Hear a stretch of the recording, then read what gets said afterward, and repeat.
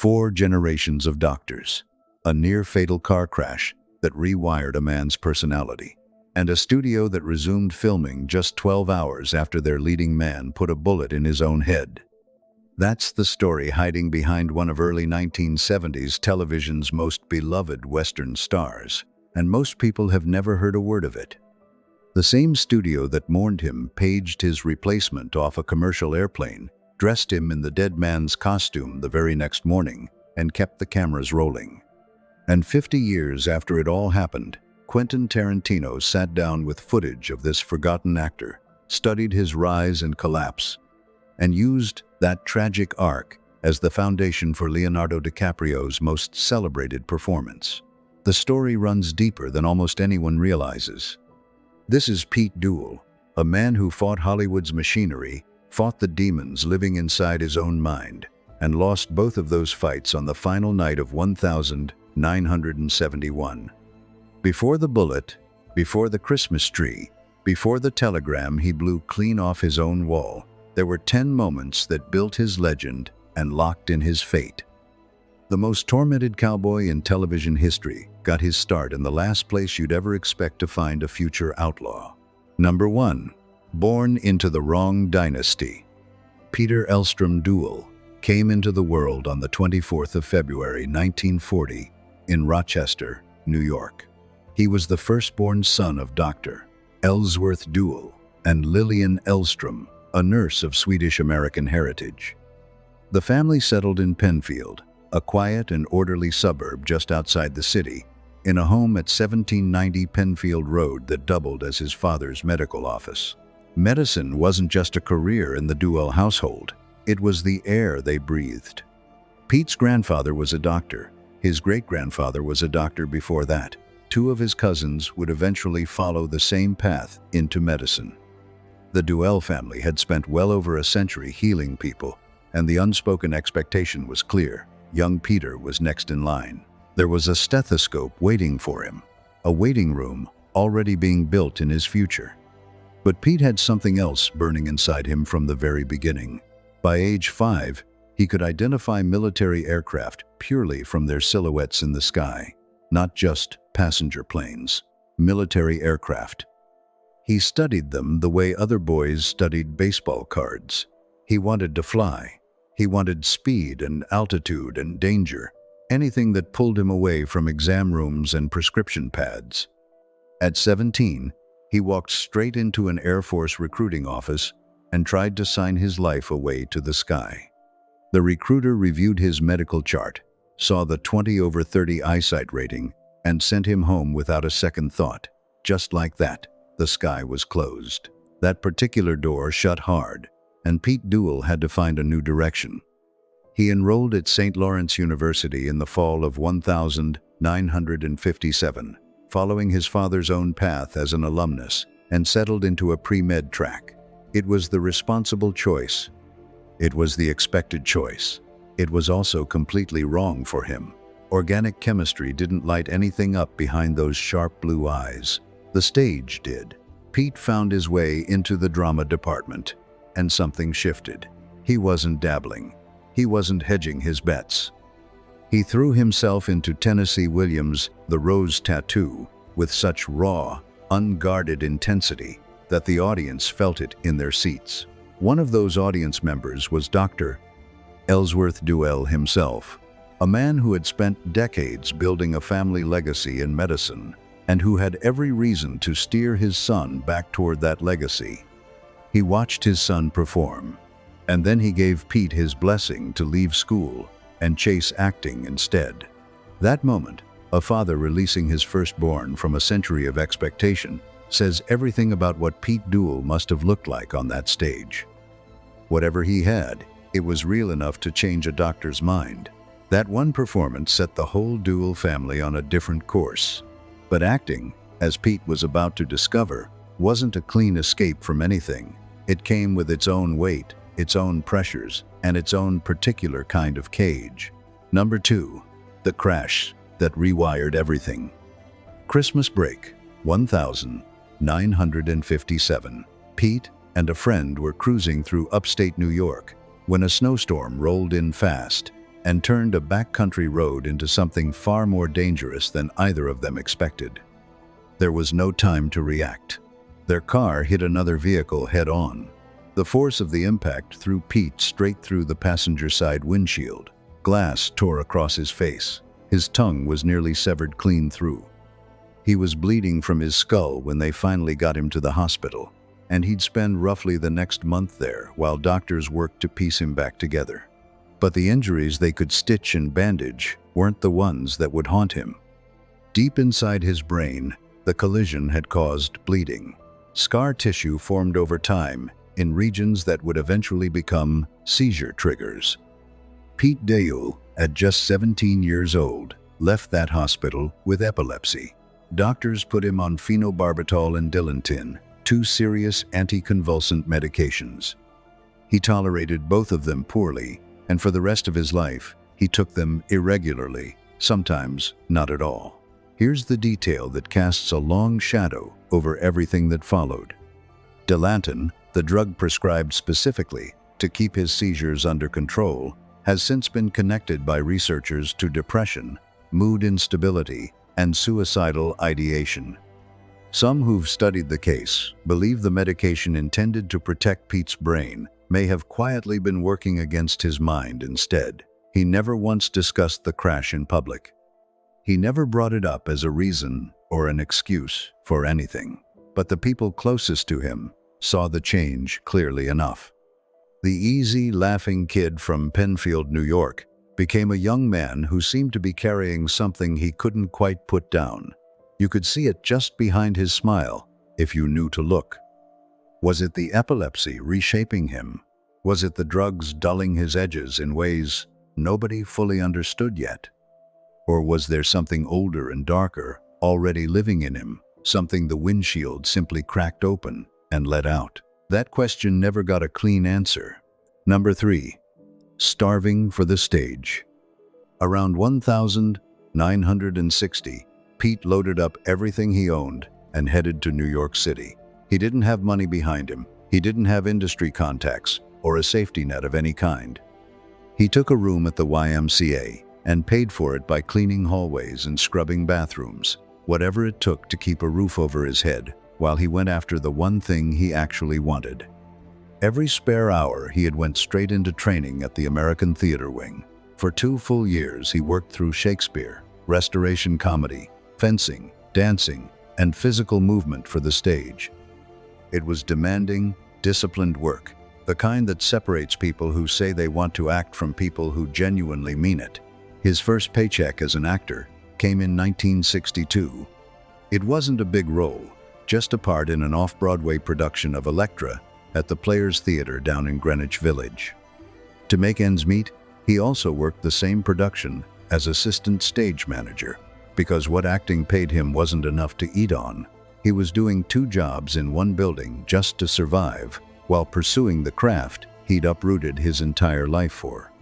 Then, something opened up.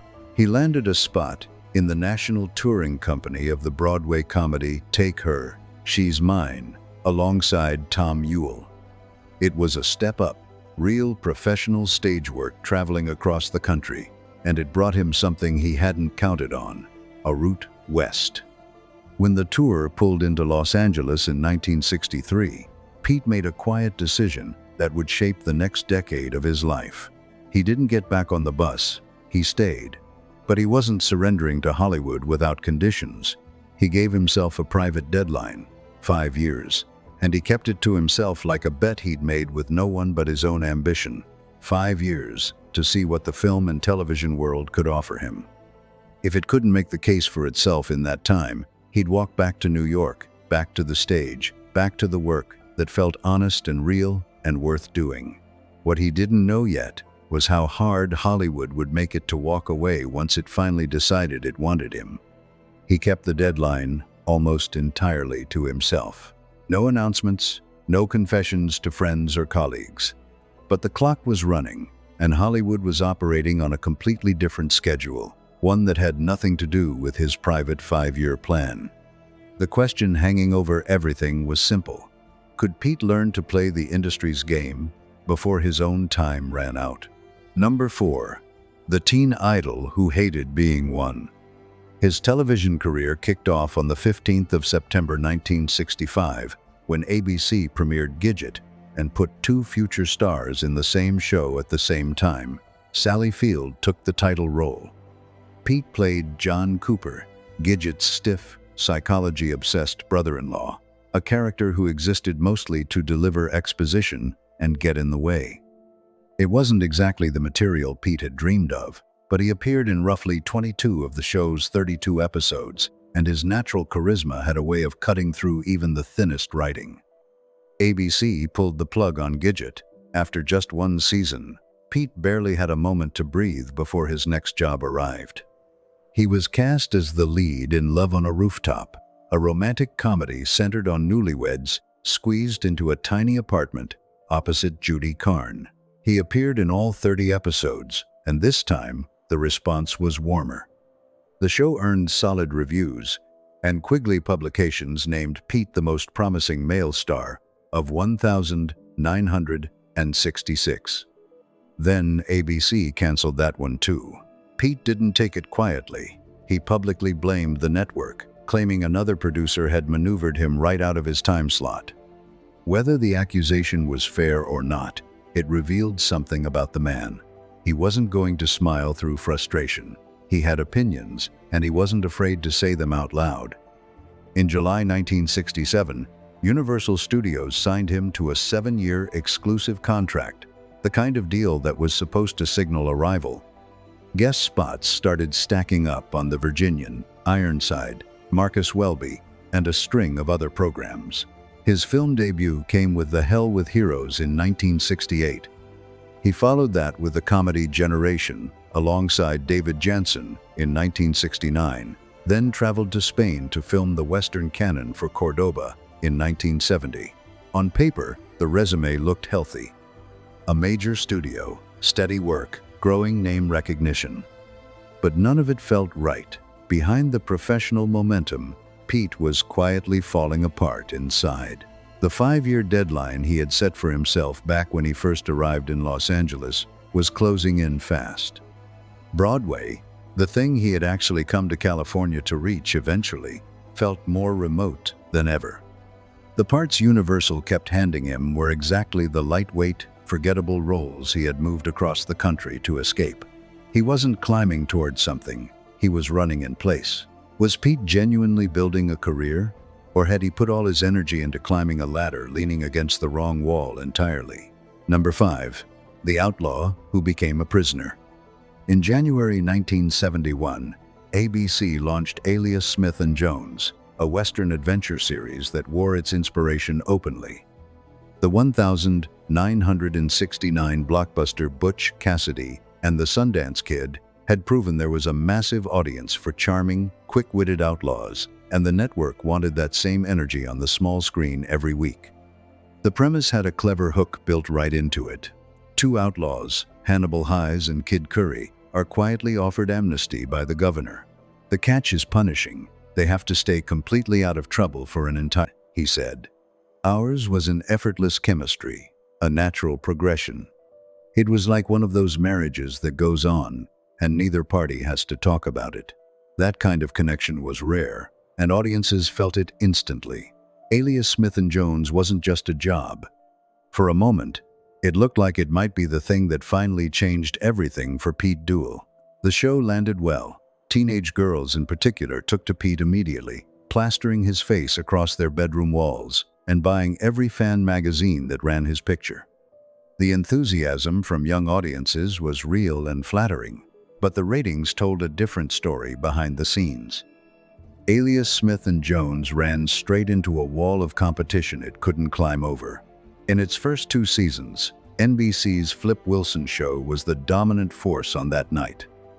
Then CBS shifted All in the Family to Saturdays, and the ratings gap only widened. ABC moved the show around, trying to find breathing room, but there wasn't any. The series never cracked the Nielsen Top 30, not once. And Pete didn't treat that as just a business problem or an industry reality he could shrug off. He took every sliding number as a personal verdict on his worth as an actor, and it ate at him. He spoke to the Los Angeles Times in late 1971, and his words were devastating in their honesty. That series, this series, any series, is a big fat drag to an actor who has any interest in his work, he said. It's the ultimate trap. He went further. You slowly lose any artistic thing you may have. It's utterly destructive.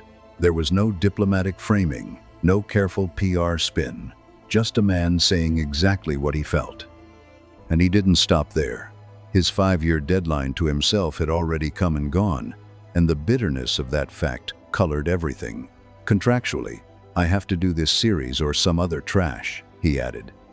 The anger in those words is hard to miss, but if the trap felt that suffocating, why couldn't he find a way out? That question leads somewhere darker. The 6th chapter of Pete Duel's story is the one nobody wanted to write. He was an alcoholic, not the kind that Hollywood tends to romanticize, the charming, high-functioning type who drinks a little too much at parties and still shows up sharp the next morning. Pete's drinking caused real harm to real people. On the 24th of October 1970, he caused a serious automobile accident in Hollywood that injured 2 people. He was arrested on charges of drunk driving and hit and run. The hit and run charge was eventually dismissed, but the legal consequences didn't disappear with it. On the 21st of June 1971, Pete stood before a Santa Monica court and pleaded guilty to DUI. The judge fined him $1,000, suspended his sentence, and revoked his driver's license. But it was the letter Pete wrote to the court before sentencing that revealed the most. 9 words, quiet and unguarded. I am searching hard for a meaningful life outside of my work. 9 words that told you everything about how lost he actually felt. He promised the judge he would stop drinking. He attended Alcoholics Anonymous meetings and seemed, for a time, to be making a genuine effort, but the promise didn't hold. The depression that had first settled over him after that windshield crash back in 1957 was no longer a shadow at the edge of his life. It was moving in. People around him started noticing the swings, not the ordinary ups and downs of a busy working actor, but something more extreme, more unpredictable. Some days, Pete was electric. He'd be laughing, reciting Shakespeare at dawn, crackling with energy that filled a room and spilled into the hallway. Other days, he went almost completely silent. The contrast was jarring to those who knew him well. His business manager, John Napier, recalled one summer night that stayed with him. He found Pete standing outside his home at 4 in the morning, barefoot, wearing blue jeans, his voice rising into the dark sky as he recited Hamlet in what Napier described as a loud, strong, beautiful voice. Then, as the sun began to come up, Pete turned his face toward it and screamed, "I love you, son." There was something in that moment that was equal parts awe-inspiring and deeply unsettling. Producer Joe Swirling saw the same pattern from a professional distance. He described Pete as someone who could be very up and upbeat and kind of manic on certain days, then intensely withdrawn on others. Swirling always had the sense that Pete took things personally, that he was frustrated by his own inability to do enough to help solve the problems of the world. That kind of weight, carried daily on a television set, is not a small thing. The body eventually gave out before the mind could find relief. In August 1971, Pete collapsed on set from sheer exhaustion. He wasn't helped off quietly or sent home early with a quiet word from a producer. He was carried off the lot by studio ambulance. That image, a leading man being carried out of his own show, said more than any interview could. Pete Duel carried the weight of the world on his shoulders, and he wasn't being metaphorical about it. He was a committed environmentalist who refused to use non-recyclable containers at a time when most people hadn't even heard the word ecology. He had campaigned for Eugene McCarthy during the 1968 presidential race and stood in the crowd at the Chicago Democratic Convention when police waded into protesters with nightsticks. He saw it firsthand, and it never left him. Every cause, every injustice, every failure of the systems he believed in felt like a personal wound. like somehow he was partly to blame for all of it. That kind of weight doesn't distribute itself evenly over time. It piles up, and by the early 1970s, Pete was carrying more of it than any one person reasonably could. How long can a man hold that much before something inside finally gives way? Number 7. The women who tried to save him. Pete Duel never married, but the women who moved through his life weren't casual connections. They cared about him deeply, and several of them tried hard to reach the real person living behind that easy, charismatic surface. Sally Field, his co-star from Gidget, was one of them. She adored Pete, and later described him as treating her like a big sister, which frustrated her, because her feelings for him ran considerably deeper than that. Judy Carn, whom he worked alongside on Love on a Rooftop, had a brief romantic relationship with him. He also dated actress Jill Andre, an older woman with 2 children, and by all accounts, Pete genuinely loved those kids as if they were his own. He wasn't performing affection. It came naturally to him, which made the losses that followed all the harder to understand. The relationship that came closest to saving him was with actress Kim Darby. They met on the set of Generation in 1969, and Pete was certain she was the one. He wanted to marry her. He talked about it openly, with a certainty he rarely brought to anything personal. Then Darby left him suddenly to marry actor James Westmoreland, a marriage that fell apart in barely 2 months. Pete was gutted. The press treated the whole episode as gossip fodder, running the story with the kind of smirking tone that made him feel exposed and humiliated in front of an industry he'd already grown to resent. It was one more wound on top of too many others. His final relationship was with Diane Ray, an aspiring actress who was also working as a secretary when they met on the set of The Psychiatrist. She quit her job to be with him and moved into his bungalow in the Hollywood Hills. Pete talked about what that meant to him openly and without embarrassment. "I was a basket case when I first met her," he said. "Then Diane moved me out, and I saw the sun for what seemed like the first time in years. That's not a small thing. That's someone describing another person as the reason they're still functioning." Diane brought him back into the light, and that matters. But light only goes so far when the darkness keeps finding its way back in through the cracks. She could lift him up during his worst periods, but she couldn't stand guard over every quiet moment, every middle-of-the-night spiral, every afternoon when the walls of that bungalow started closing in. By the final weeks of 1971, something was accelerating, and neither of them could quite get ahead of it. What happens when the one person keeping you tethered to the world can't reach you at the moment it matters most? Number 8. The telegram he shot off the wall. In November 1971, Pete Duel mounted an independent campaign for a seat on the Screen Actors Guild Board of Directors. He wasn't doing it for the title or the status. He genuinely believed the union had gone soft, that it wasn't pushing hard enough to protect actors from the brutal, repetitive grind of television production, where schedules were punishing and creative input was minimal. He campaigned with the same full-throttle intensity he threw at everything he cared about: ecology, politics, the craft of acting itself. He lost. A telegram arrived at his Hollywood Hills bungalow with the official news of his defeat. Pete read it through. Then he noticed something. The final sentence of the telegram didn't end with a period. To most people, that would be a minor annoyance at most, a proofreading slip, the kind of thing you'd mention once and forget. To Pete Duel, in the state he was in, it was apparently the last small thing he could absorb without reacting. He pinned the telegram to the wall of his living room, walked over to where he kept his .38 caliber revolver, and fired a bullet straight into it. That evening, when Pete turned to the room and declared he had put a period into it, making his loss official, everyone burst out laughing. It was pure Pete. Dramatic, a little reckless, genuinely funny, and completely harmless in the end. But not a single person in that room stopped to ask the question that should have been on everyone's lips.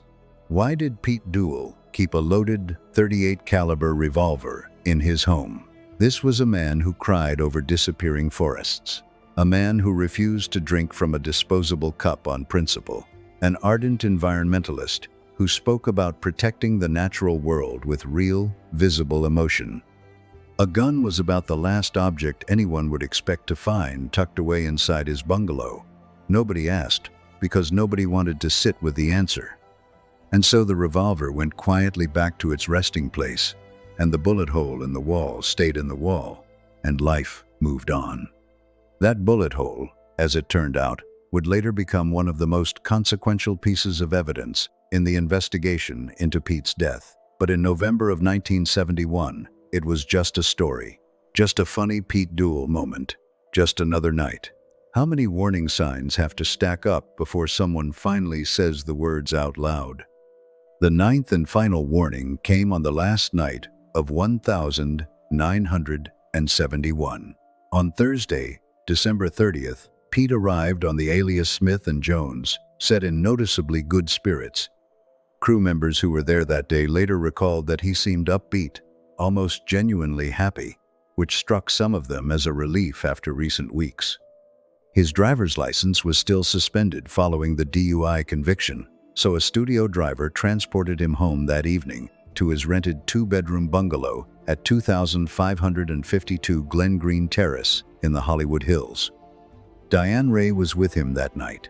The two of them settled in, and Pete turned on the television, tuning into an episode of his own show. He watched it, and he hated it. He called it trash, using almost the exact same word he had offered to the Los Angeles Times just weeks earlier in that candid, unguarded interview.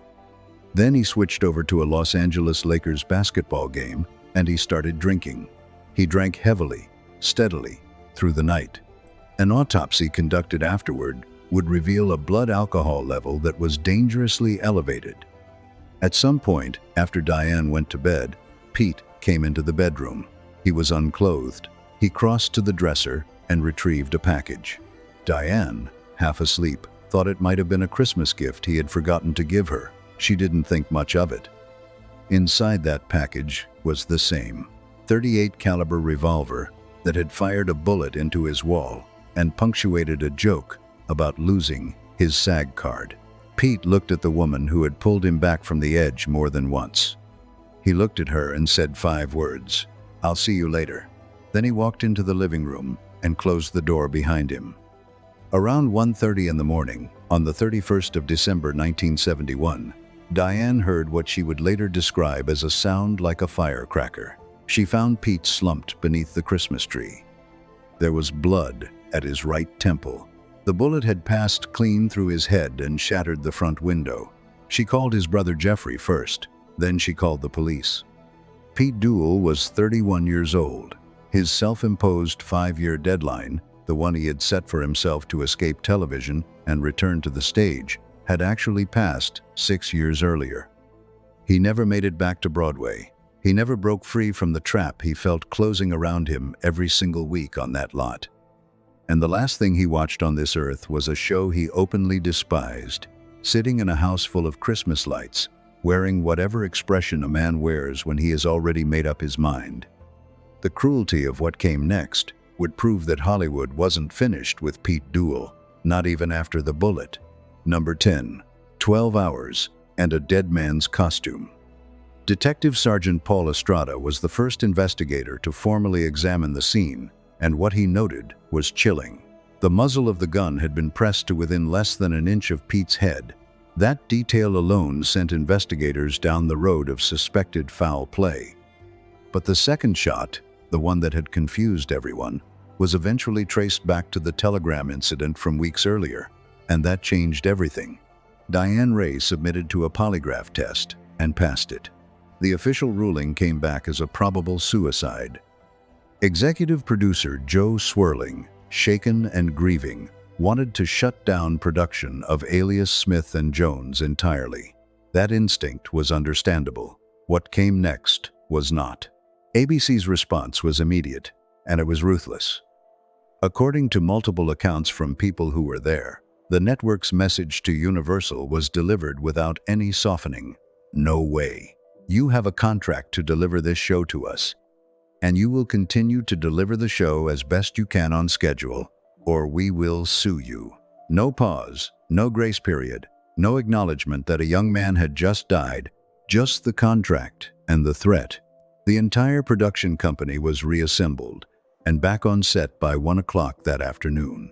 Barely 12 hours had passed since Pete's body was found lying beneath the Christmas tree in his own living room. The industry moved on before his family had even had time to process what happened. Roger Davis, who served as the show's narrator and had co-starred with Pete in the earlier TV movie The Young Country, was spending the holiday in Houston with his then-wife, Jacqueline Smith. He was paged off an airplane that was about to depart, pulled back before the doors closed, and handed words that would permanently redirect the course of his career.